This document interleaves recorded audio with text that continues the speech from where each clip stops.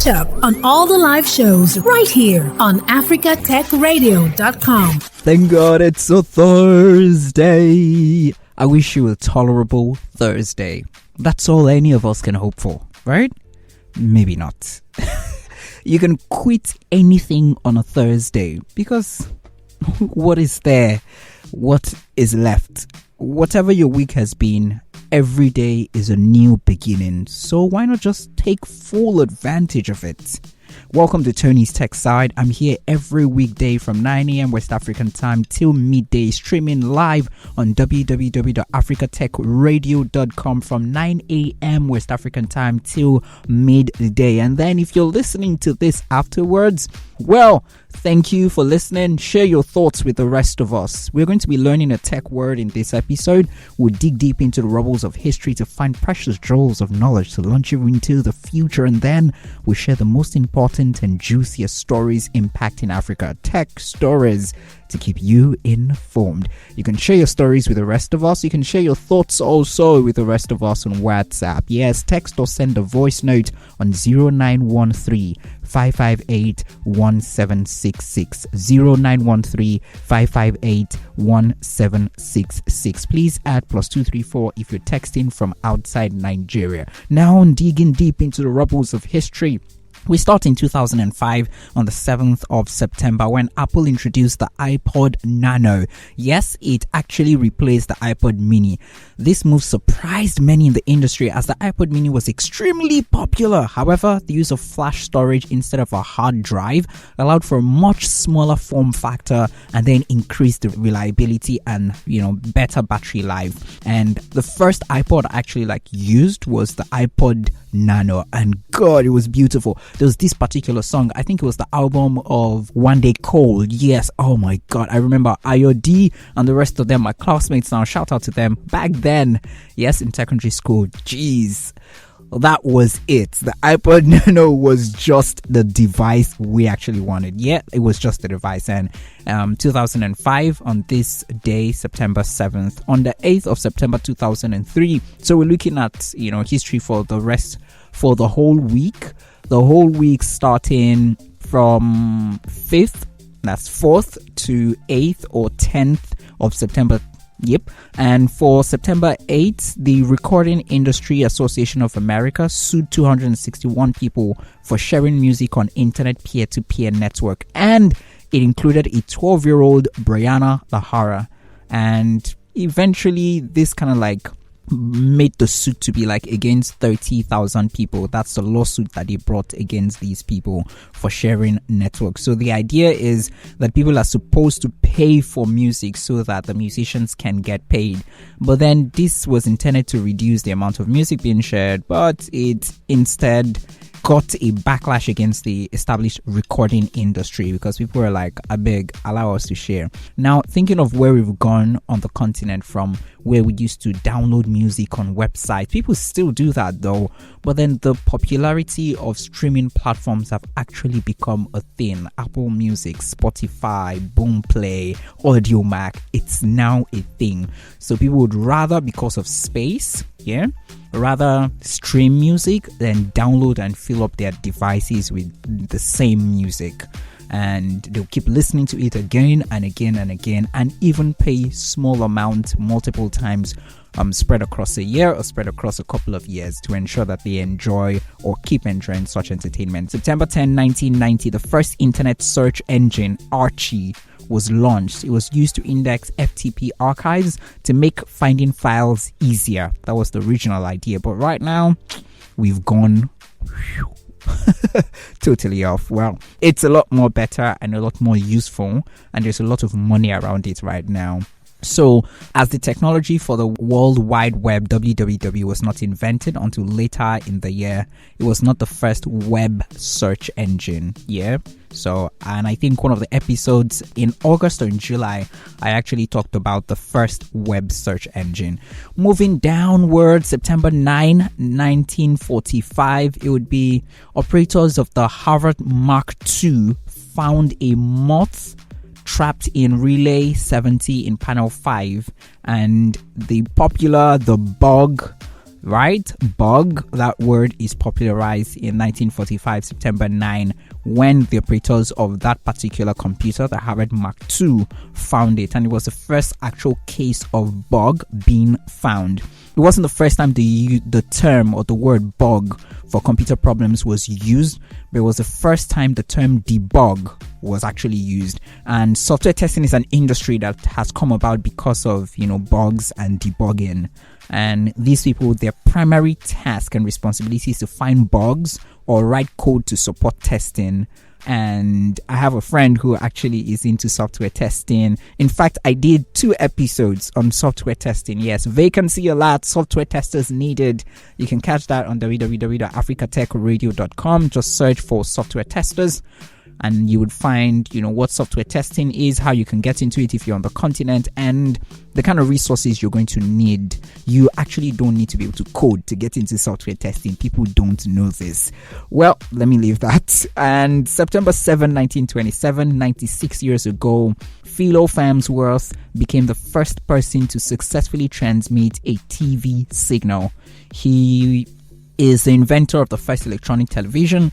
He invented the first fully functional all-electronic image pickup device known as a video camera tube, the image dissector, and he had over 300 US and foreign patents. In 1999, he was one of the Time 100. That's the most important people of the century.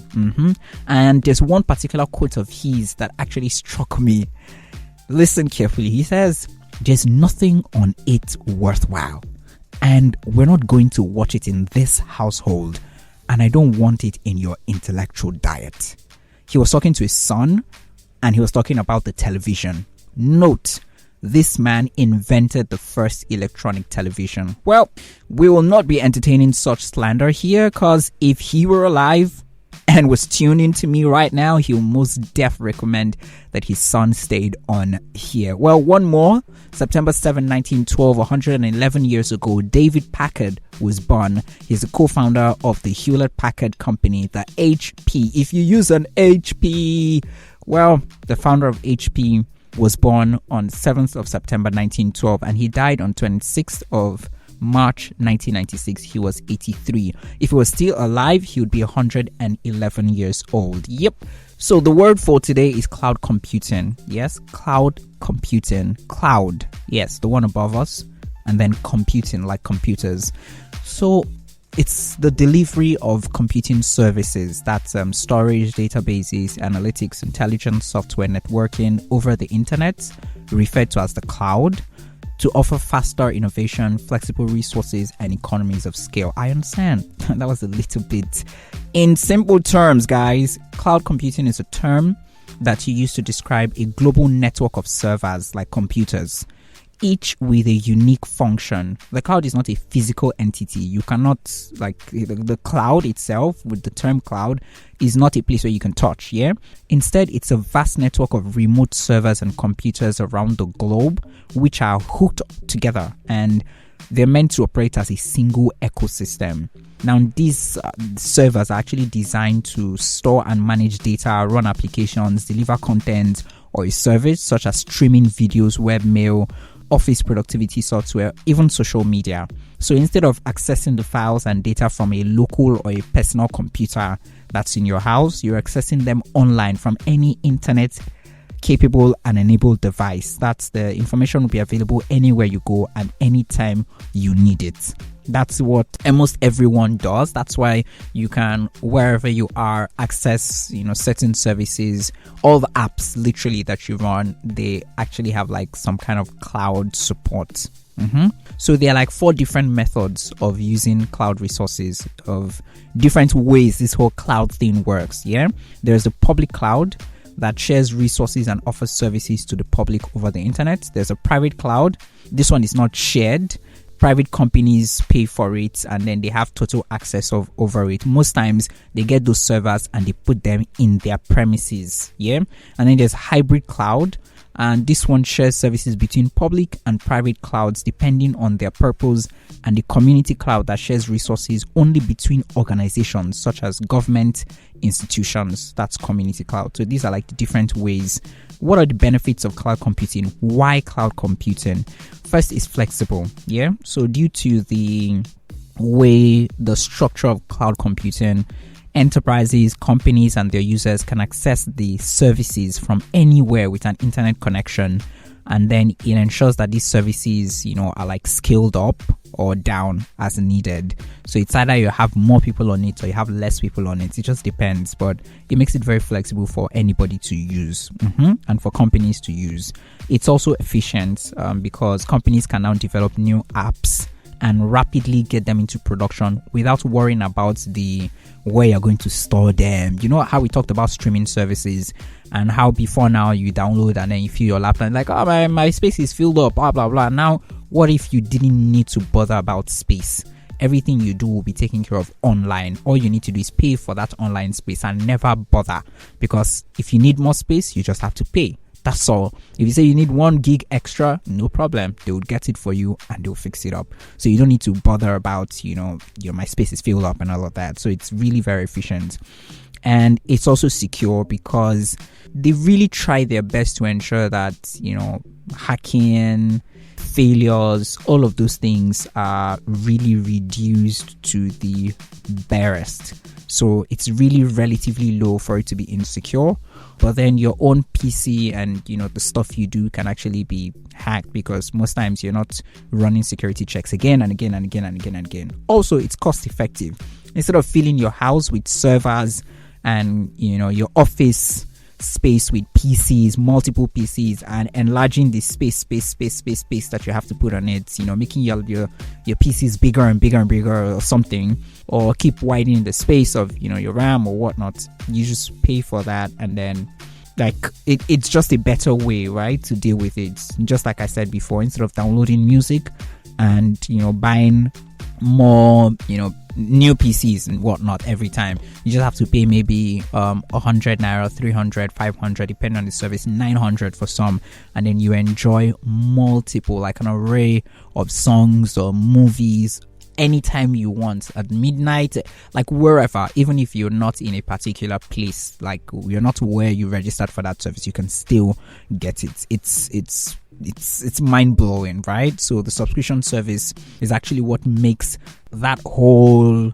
idea work, and it's what makes it echo during this generation. Maybe as we move away or out of this generation, we may have like new innovations around service delivery, and we may also think of the business side of it and how we want to fund it. But for now, let that continue to echo.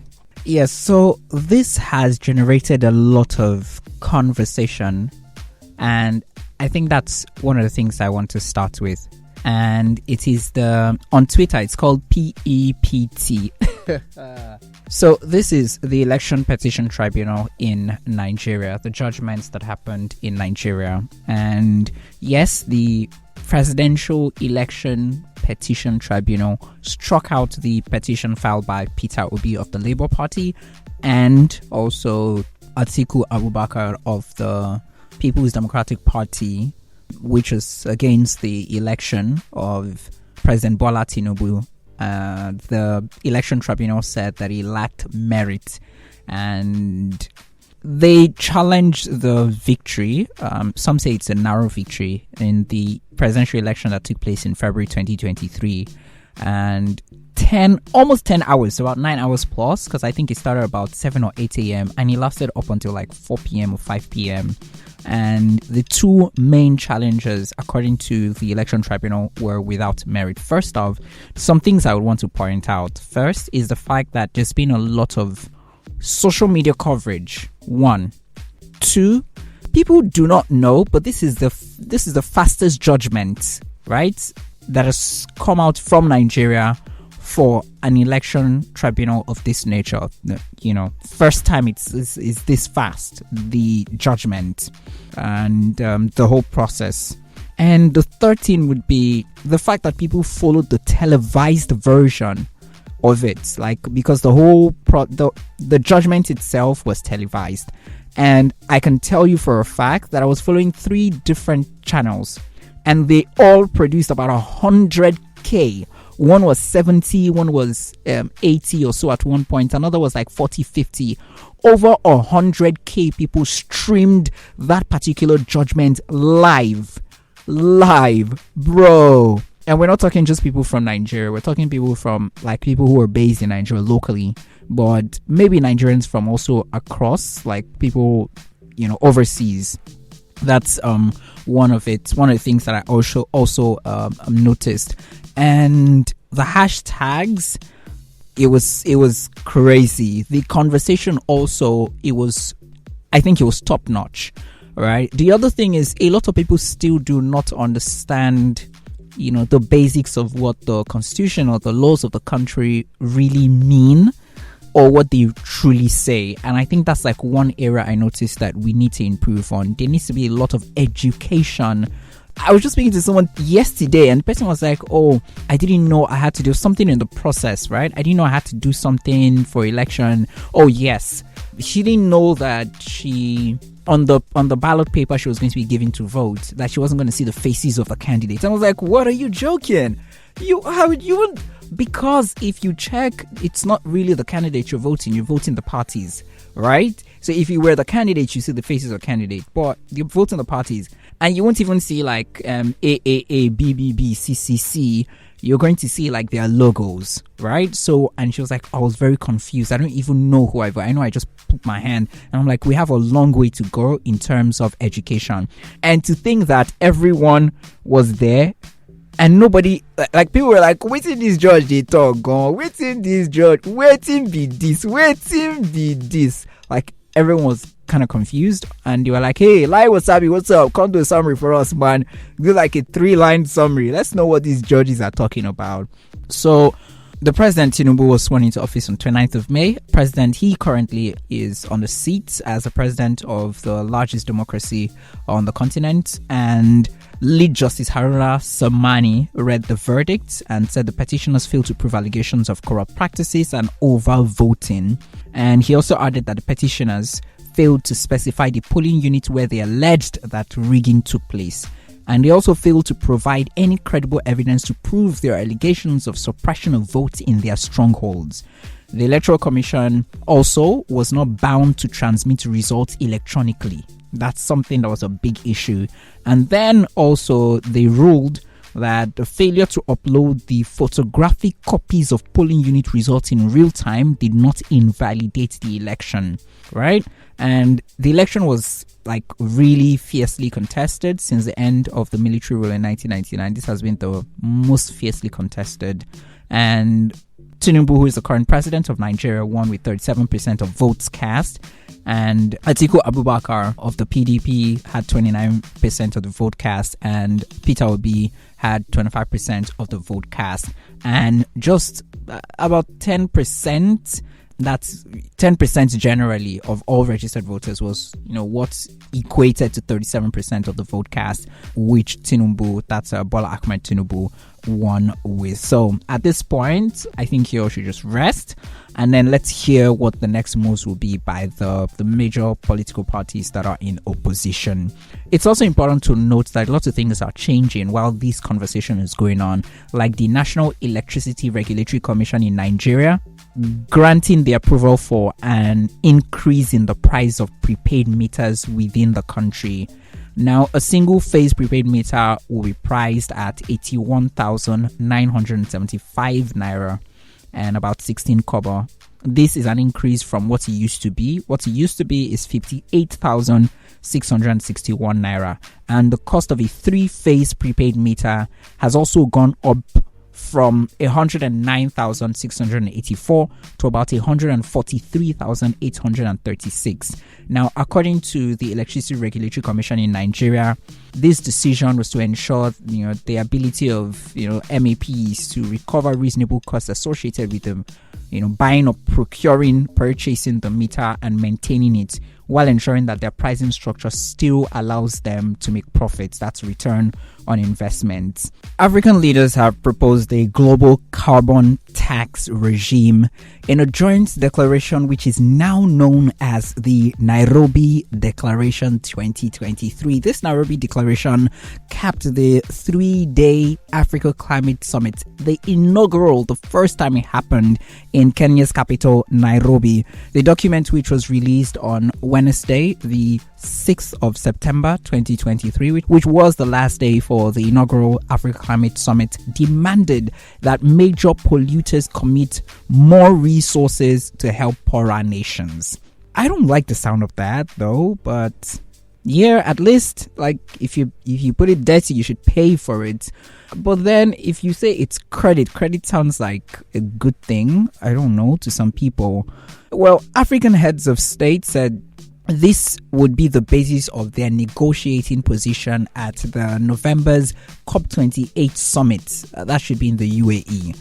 Africa is among the most vulnerable continents to the impact of climate change, but according to researchers, it only receives about 12% of the nearly $300 billion in annual financing it needs to cope. And the Nairobi Declaration has called on world leaders to rally behind the proposal for a global carbon tax regime, including a carbon tax on fossil fuel trade, maritime transport, and aviation, that may also be augmented by a global financial transaction tax. It said that these measures would ensure the large-scale financing for climate-related investments and insulate the issue of tax rises from geopolitical and domestic political pressures. So, around 24 or so countries currently impose taxes on carbon, according to the International Monetary Fund. But the idea of a global general carbon tax regime has failed to gain the much needed traction, even though the EU itself has even moved for it, and it's been discussed over time at the different COPs. Activists say that the credits, which allow the polluters to offset emissions by funding green activities, are some sort of pretext for big polluters to keep emitting carbon dioxide. And the president of Kenya, William Ruto, said that international governments, development banks, private investors, and philanthropists committed a combined $23 billion. I put it on my status yesterday, and Tolu, who is our in-house designer, said, he did like a whole full rant. I didn't even know he was like watching the space. He did like a whole full rant about it and everything. Well, $23 billion, green projects over the 3 days which was committed is a good deal, including hundreds of millions to major carbon markets initiative. Yes, but African leaders have acknowledged that these kinds of investments only scratch the surface of the continent's financial needs, and more systemic changes needs to be done. Africa needs to be considered when these conversations are had, and that's one of the major reasons this Africa Climate Summit kind of like address, which is we should always go in with a position, right? We most likely will get a bigger pie or a better deal when we go in, with a unified position, and that's what William Ruto and the Africa Climate Summit kind of like helped to solve. We are with COP28 and what will happen. I asked Chagozie, one of the climate activists and analysts that, we've spoken to a couple of times. And when I get his reaction, I will surely share that with you too. Meanwhile, today at 10:30 a.m., if you're streaming live, today at 10:30 a.m. West African time, we're going to have, two persons from the GEAPP. The GEAPP is one of the major actors or one of the major partners for the Africa Climate Summit that just ended in Nairobi, Kenya. And we're going to be talking about the key takeaways from this particular summit, to know if what we intended for it was achieved and how we're going to be moving forward with these plans. Some analysts say that the summit, also had not focused enough on how to help Africans adapt to extreme weather. And some protesters who were around during the conference and protested during the conference criticized the conference. They demonstrated outside the event against Africa's plan to sell carbon credits to foreign countries. Several foreign companies and countries kind of like committed hundreds of millions in several carbon credit purchases from the African Carbon Markets Initiative, the ACMI, including the UAE, which pledged about $50 million. So, key takeaways from the Africa Climate Summit coming at 10:30 a.m. West African time. Don't miss it for anything. And if you're listening to this afterwards, just search for key takeaways from Africa Climate Summit 2023, and you're going to be able to listen to the conversation that we're having right now. It doesn't rain, they say. It pours.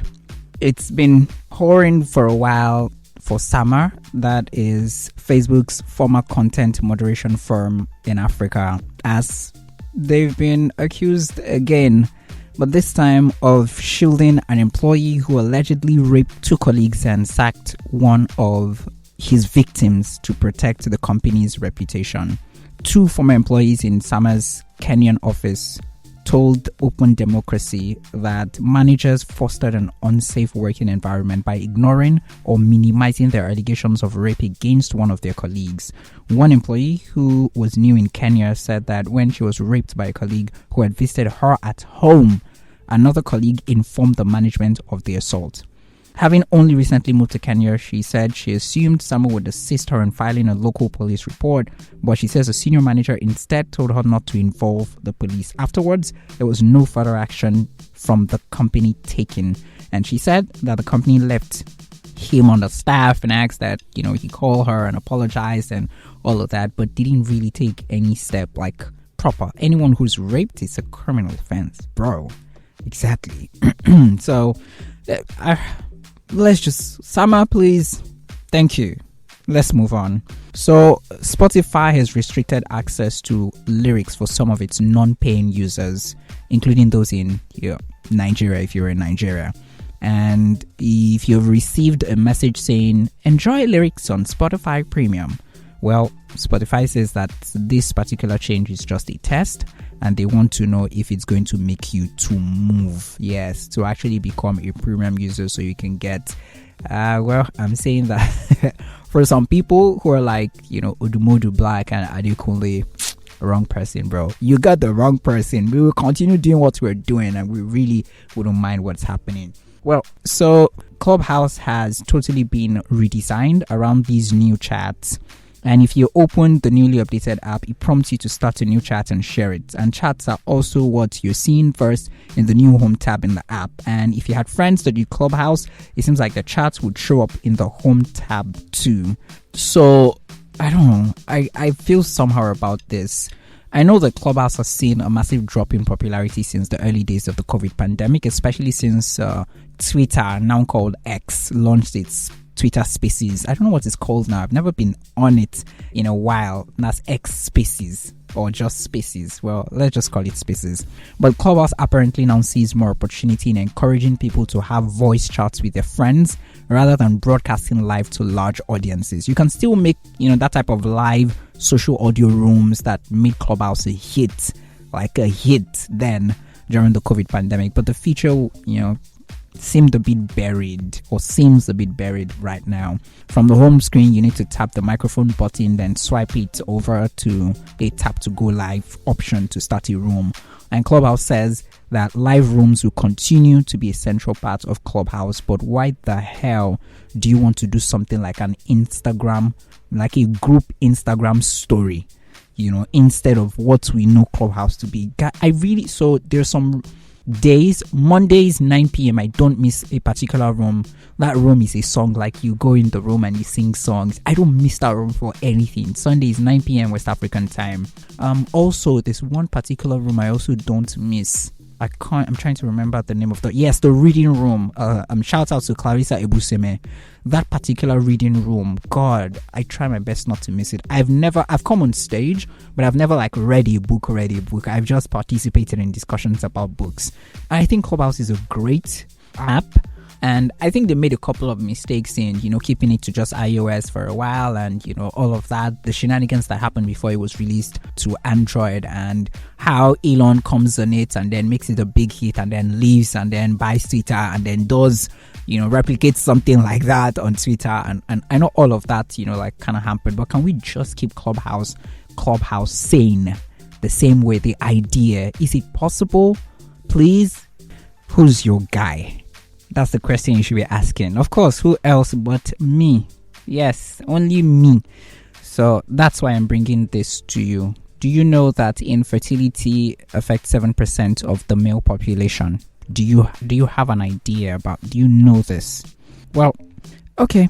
If you didn't know, it's a major issue, right? But AI, artificial intelligence, may just be one step away from solving this problem. As a Dr. Steven Vasilescu said that the AI software that he has developed and his team has developed can spot sperms in samples taken from severely infertile men, and it can do this 1,000 times faster than any highly trained pair of eyes. And this is potentially viable sperm. You can track any potentially viable sperm before a human can even process what they're looking at. Usually, what happens is a small portion of the testes is surgically removed and taken to a lab, and then there's an embryologist who can manually search for healthy sperms. Now, for you to be able to do this, you have to look at it or examine it under a microscope, and then if any viable sperm is found, they'll extract it, and then the sperm will be injected into an egg and all of that. This will take most likely 6 or 7 hours. Multiple staff working on this, and fatigue, inaccuracy, and all of that. But with what SpermSearch, that is what he is actually developing, he says 1,000 times faster than any experienced embryologist. And it is not designed to replace the embryologist. To draw your ear, don't go and be saying embryologist, you don't have a job again, you don't have a no, but it's going to be an assistive tool. So embryologists will use these things to actually do the work. And how did he do this? So he trained the AI to identify sperm in complex tissue samples by showing the AI thousands of images like that, and then trained it to actually check and find these things faster than anybody will. Time is of essence here. Those who do paternity tests know that. I will say nothing more than that. And with sperm counts widely reported to have declined by half over the past 4 decades, infertility remains a growing problem. And factors behind the drop in male fertility are reported to include everything from pollution and smoking to poor diets, not getting enough exercise, and too much stress. Right? So this right now it's not available, because I think when I found it, it's still going through trials. But then they're moving to the next stage, which is trying to use this to actually go through a pregnancy stage, and then having a baby, and then knowing how it's going to take. It's a long way, most likely 2 to 5 years before anything reasonable will come out. But I just wanted to say I'm your guy, because things like this, I bring them to you and let you know that there is hope. Like there is hope around the corner or along the line or something. But I'm your guy. I stream live on Africa Tech Radio, www.africatechradio.com, every weekday from 9 a.m. West African time, 9 a.m. GMT +2 till midday. Catch me on Instagram, on Twitter, and on Facebook at Africa Tech Radio. Thanks for listening, and don't forget to catch up on all the live shows right here on africatechradio.com.